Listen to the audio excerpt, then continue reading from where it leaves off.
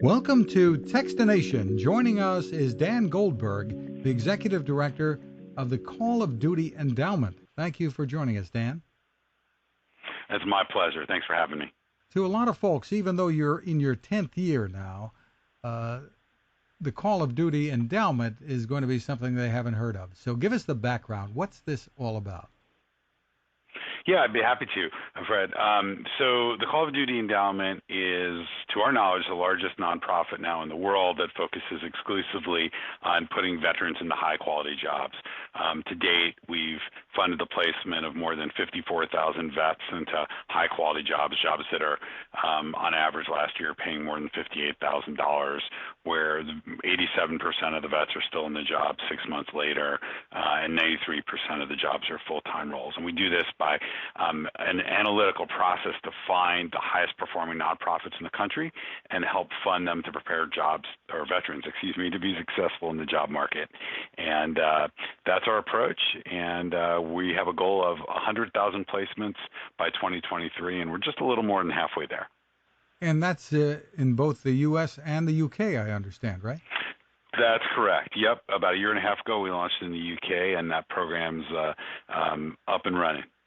Well, tell us how players and the company, Activision Blizzard, the company behind Call of Duty, support this.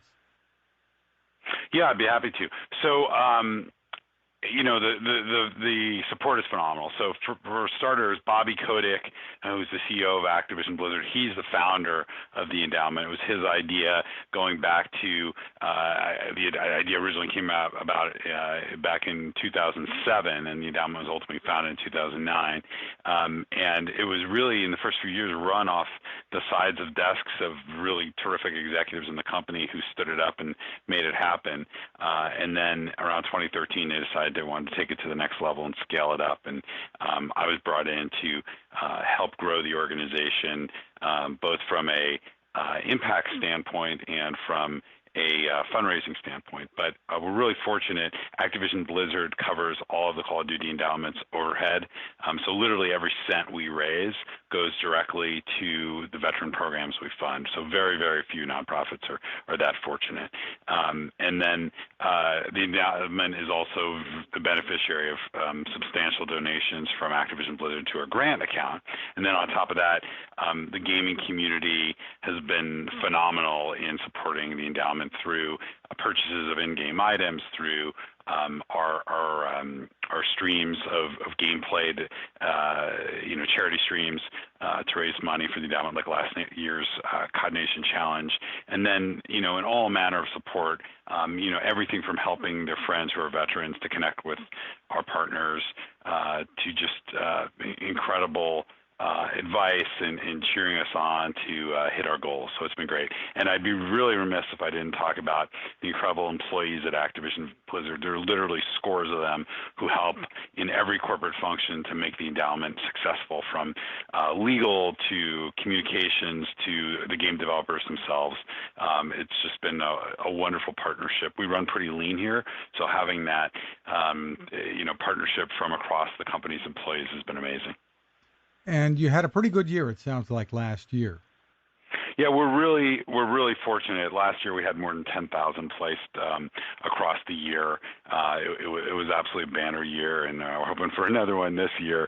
The model that we use truly has found the highest performing nonprofits in the U.S. and the U.K. So as an example of 3 of the 9 that we fund in the U.S., there's Hire Heroes USA, Corporate America Supports You, and Still Serving Veterans, just 3.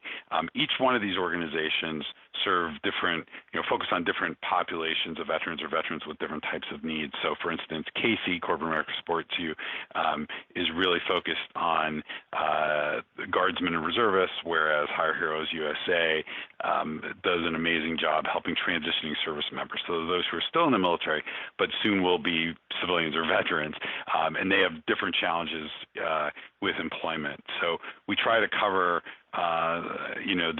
the range of veterans. Then we have other nonprofits that focus on veterans with high barriers to employment. So, for instance, they may be homeless and have other issues as well.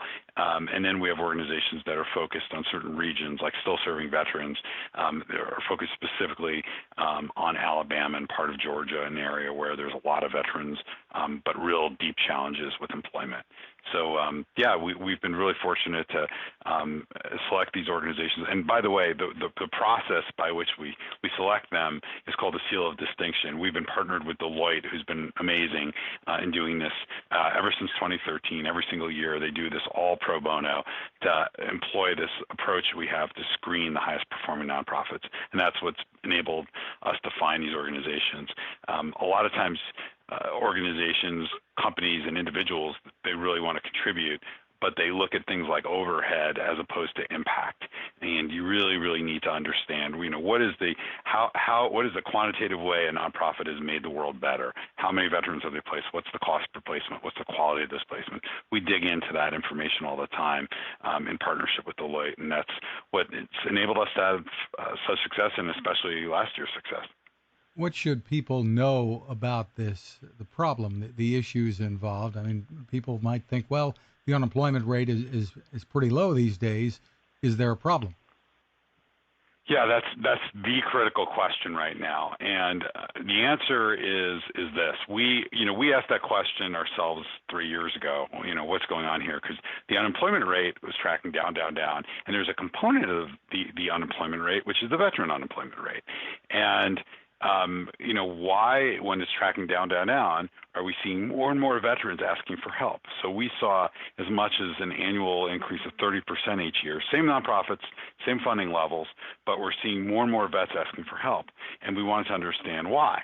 Anecdotally, we'd hear things like, hey, I'm working a job, I'm working 2 jobs, but they're not paying the bills, and I need something that will help sustain me and my family.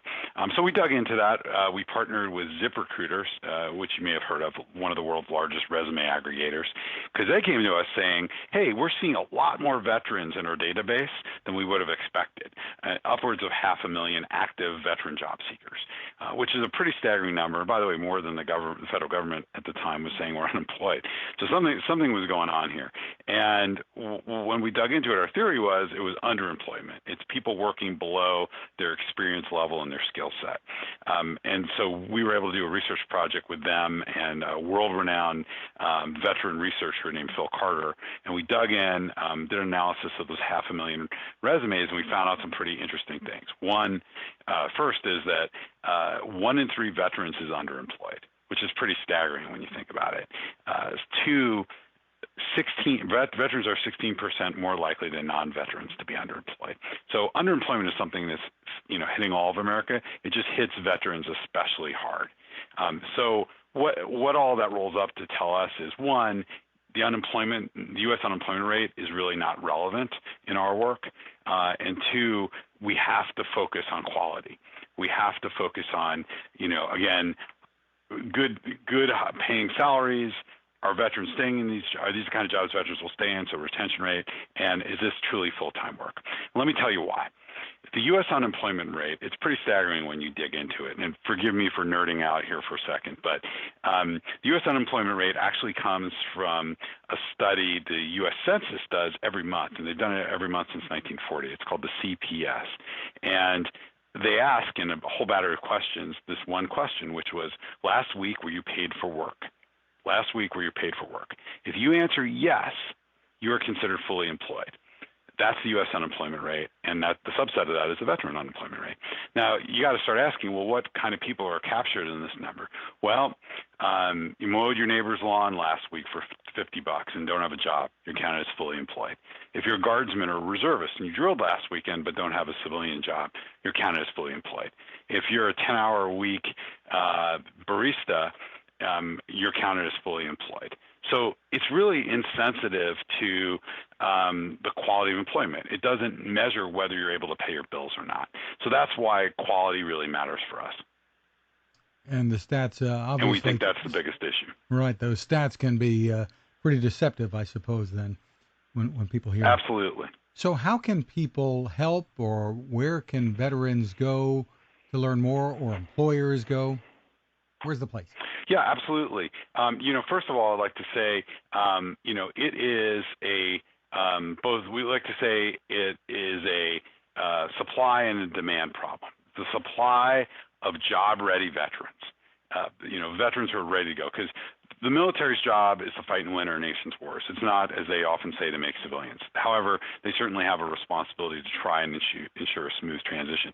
So when you're leaving the military, you get the transition assistance program, but essentially it could be 100 service members in a room getting 3 days of slides about employment. It's not particularly effective or customized. So they need more help. And we provide that help by, again, directing veterans to these organizations and funding these organizations to prepare them to be successful in the job market. The other side is the demand side. This is the demand from employers that want to hire veterans. And so we work with them to help them understand why it's in their interest to hire veterans, not because it's a good thing to do or a patriotic thing to do, but because there's a real business case. We know quantitatively that veterans over time perform better than non-veterans in terms of both loyalty and productivity in the workplace. So there's a real business case, a financial business case for why it makes sense to hire veterans. So that's how we help. As far as how your listeners can help, the best thing I recommend is going to our website, callofdutyendowment.org, and clicking on the Ways You Can Help tab. So callofdutyendowment.org, ways you can help tab, and there's a number of ways where individuals can help, whether if they're gamers, buying in-game items that wholly benefit the endowment, becoming a donor, starting a fundraiser, et cetera.